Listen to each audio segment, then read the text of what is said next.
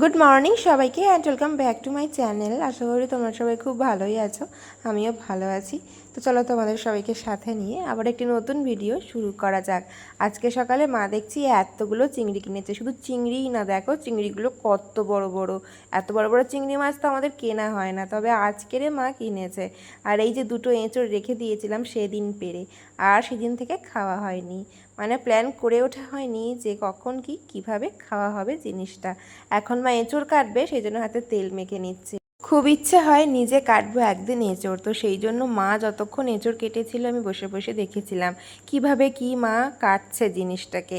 তো শিখতে পেরেছি, একদিন আমিও না ট্রাই করে দেখব। বাগদা চিংড়ি এটা তোমরা দেখে বুঝতেই পারছো, আর মা বললো চিংড়ি কাটার আগে ধুয়ে নিতে হয়, তো সেই জন্য আমি মাকে এখন এই চিংড়িটা ধুয়ে দিই।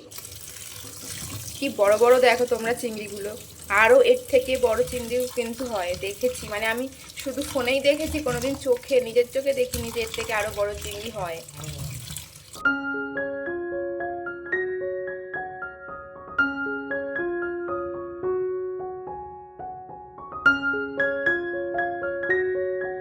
হরলিক্সগুলো যখন কৌটোতে ঢালি ঠিকঠাক থাকে, কিছুদিন পরে দেখি জমে ইট হয়ে যাচ্ছে, তো সেই জন্য আমাদের হরলিক্সের কৌটোটা আর মার হরলিক্সের কৌটোটা আরেকটা কৌটোবন্দি করে ওই রেখেছিলাম। আজকে সকালে দুধ, হরলিক্স আর রুটি খেলাম।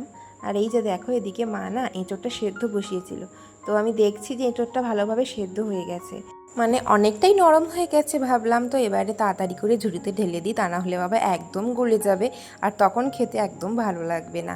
আর এদিকে মা চিংড়িগুলো কাটতে বসেছে, দেখছিলাম মা কিভাবে কাটে এই চিংড়িগুলো। তো দেখলাম মাথাটা কেটে ফেলে দিল আর পিছনটা এভাবে টেনে ছিঁড়ে দিল। বাঙালির বাগদা চিংড়ি মানেই কিন্তু চিংড়ি মাছের মালাইকারি খাওয়া, তবে আজকে চিংড়ি মাছের মালাইকারি হবে না আমাদের। পেঁয়াজ মাত্র দুটো নেব, বড় বড় তো, তাই দুটোতেই কিন্তু হয়ে যাবে। এই যে চিংড়িগুলো সব কাটা হয়ে গেছে, কেটে এখন মা এতে হলুদ শুধু মিশিয়েছে, আমি এখন মেশাবো নুনটা। আর এই যে পেঁয়াজ কাটা হয়েছে, দেখলে তোমরা ওই দুটো পেঁয়াজ, মানে পেঁয়াজেই হয়ে যাবে, বড় বড় পেঁয়াজ ছিল, রসুন আদা কাটা হয়েছে, কিন্তু টমেটো আর লঙ্কাটা নেই, বুঝতেই পারছো তোমরা। এই যে এ দুটো কাটার কাজ আমার, কারণ আমি টমেটোটা ঘষবো তাই। আর এই যে ডিমটা ছাড়িয়ে মা এতে আবার হলুদ মিশিয়ে দিয়েছে, আমি এখন নুন মিশাবো। কখনো কখনো নুন একটু বেশি দিয়ে ফেলি, আবার কখনো কখনো কম হয়ে যায়, বুঝতে পারি না, তাই আমি সবসময় প্রথম থেকে অল্পই দিই, যদি লাগে তখন পরে দেওয়া যাবে এটাই ভাবি। বেশি হলে একদম ভালো লাগে না, তবু কম হলে পরে দিয়ে খাওয়া যায়। এইভাবে ডিমে কখনো আগে থেকে নুন হলুদ মাখাইনি, আজকে মা দেখি আগে থেকে হলুদ মাখিয়েছে বলে আমি আগে থেকে আজকে নুনটা দিচ্ছি। এবার ভাজার সময় আলাদা করে আর নুন হলুদ দিতে হবে না, এরকমভাবে মাখিয়ে একটু তারপরে কড়াইতে দিয়ে ভেজে নেবো, ব্যাস হয়ে যাবে আর কি।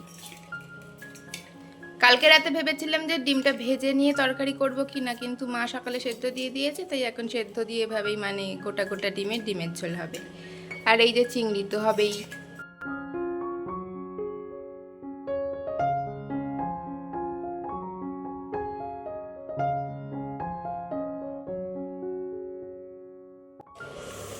এই যে এখানে আলু মা কেটে দিয়েছে, দেখতে পাচ্ছ এত বড় বড় আলুটা, এটা ডিমের জন্য মা কেটেছে। এরকম সাইজ আলু ডিমেই দিই আমরা, যেমন মাংসতে দিই সেরকম ডিম, মানে ডিমেও দিই।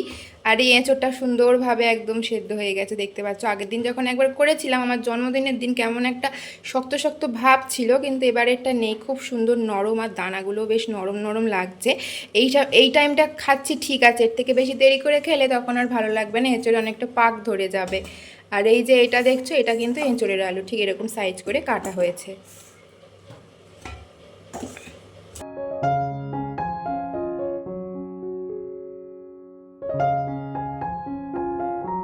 এই ছুরি দিয়ে সবজি কাটা মানেই টাইম আরও বেশি চলে যায়, তার থেকে বটিতে কাটতে অনেক বেশি ভালো লাগে, কারণ এরকম যদি ছুরি দিয়ে কাটতেই হয় সবজি, তাহলে আরও বেশি বড় মোটা ধারালা ছুরি হলে তাহলে সবজিটা ভালো করে কাটা যায়। এই যে বেগুন কাটতে গিয়ে দেখলে তোমরা কতটা সময় লাগলো, কিছুতেই কাটে না, এত ধার কম। এটা 100 টাকা নিয়েছিল, তবুও ভেবেছিলাম প্রথম প্রথম যে ভালো হবে, কিন্তু যত দিন গেছে তত এর আসল রূপ বেরিয়ে গেছে, ধার কোথায় চলে গেছে।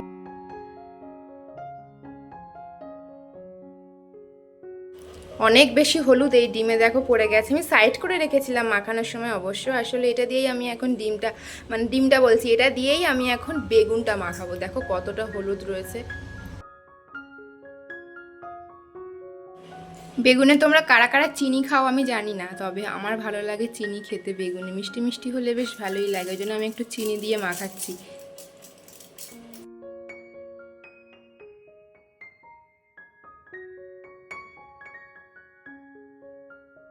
এবারে ওপর থেকে একটা লঙ্কা দিয়ে নেব, কারণ একটু একটু ঝাল ঝাল হলে ভালো লাগে, সেই জন্য এইভাবেই বেগুন দেওয়ার সাথে সাথে লঙ্কাটা দিলে ততক্ষণ হতে হতে ভালো করে মানে লঙ্কাটার ফ্লেভারটা সুন্দর করে বেগুনের সাথে মিক্স হবে, ভালো লাগবে খেতে ঝাল ঝাল।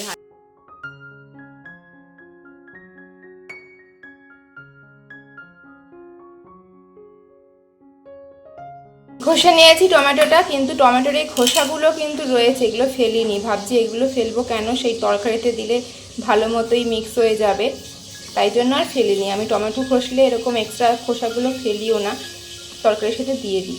তোমরা অনেকেই রিকোয়েস্টেড ভিডিও দিতে বলছো, আর আমি না সবটা এখনও টাইম করে উঠতে পারছি না যে কিভাবে কি কখন করব।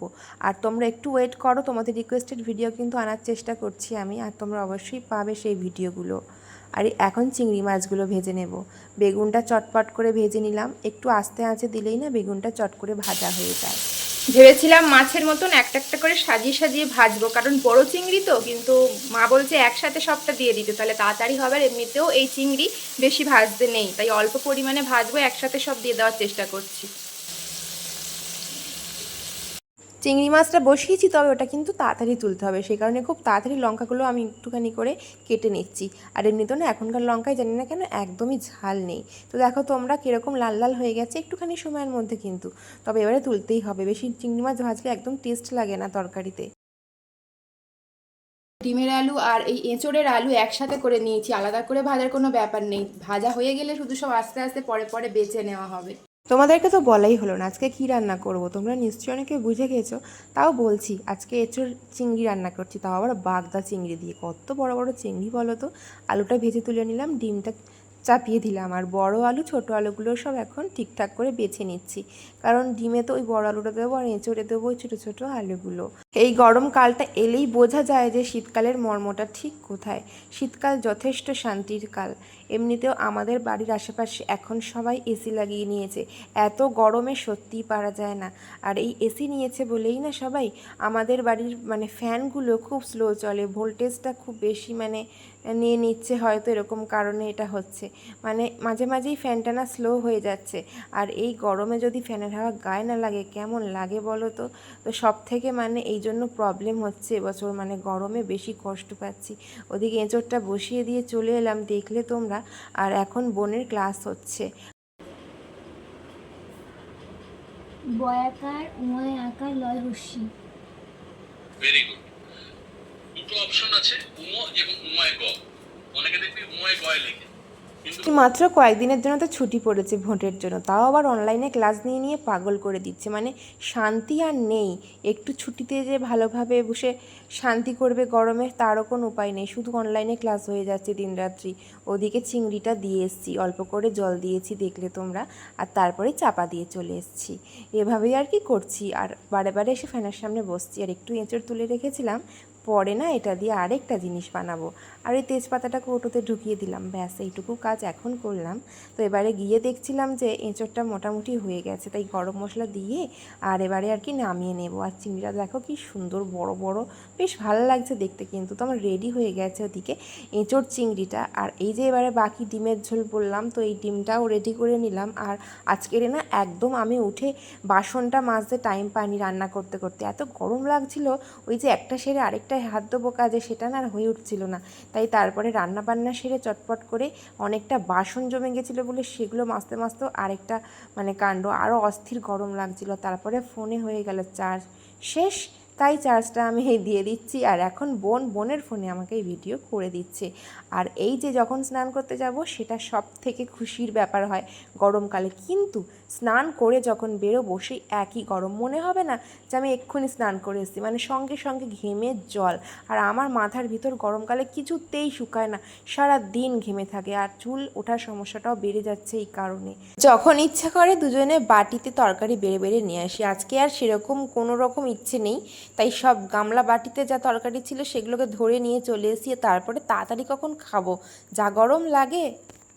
এত গরম পড়ছে, দেখো এখানে একটা টেবিল ফ্যান চলছে, আরে দেখো ওপরে তো চলছেই, তো এখানে বসে খাই আমি আর বোন। তো এই জন্যই আর কি দুটো এভাবে চলে, এত গরম পড়ে দুটো না চালালে হয় না। এমনি তো এই হাওয়া কোনোরকমভাবে গায়েই লাগছে না, উপরে সিলিং ফ্যানের হাওয়া, এই টেবিল ফ্যানের হাওয়াটা গিয়ে তাও একটু ঠিকঠাকভাবে গায়ে লাগে। খালি টিফিন বক্স, খালি বাটি কাউকে নাকি ফেরত দিতে নেই। যদি সেই টিফিন বক্সে বা বাটিতে কেউ কোনো খাবার দেয় সেটাতে আবার কোনো খাবার দিয়েই তাকে ফেরত দিতে হয়। তো এই টিফিন বক্সটা বোনের একটা বান্ধবীর, তো এটাতে পায়েস দিয়েছিল জন্মদিনের, তো ওই জন্য আজকেই করেছিলাম এঁচোড় চিংড়িটা যাতে দিতে পারি, কারণ আজকে বোনের পড়া রয়েছে, সেই জন্য বোন পড়তে যাওয়ার সময় নিয়ে যাবে। শুধু একটা কথাই ভাবি আমি, যে কিছু কিছু নিয়ম, কিছু কিছু কথা কে যে আবিষ্কার করে গেছিল জানি না, তবে এগুলো আজও আমরা কেউ পাল্টাতে পারিনি, আর হয়তো পারবও না কোনো দিন।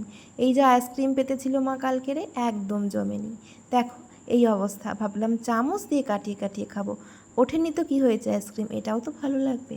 তো চলো বন্ধুরা, আজকের ভিডিওটা এইটুকুই। কেমন লাগলো অবশ্যই জানিও। দেখা হচ্ছে আবার একটি নেক্সট কোনো ভিডিওর সাথে।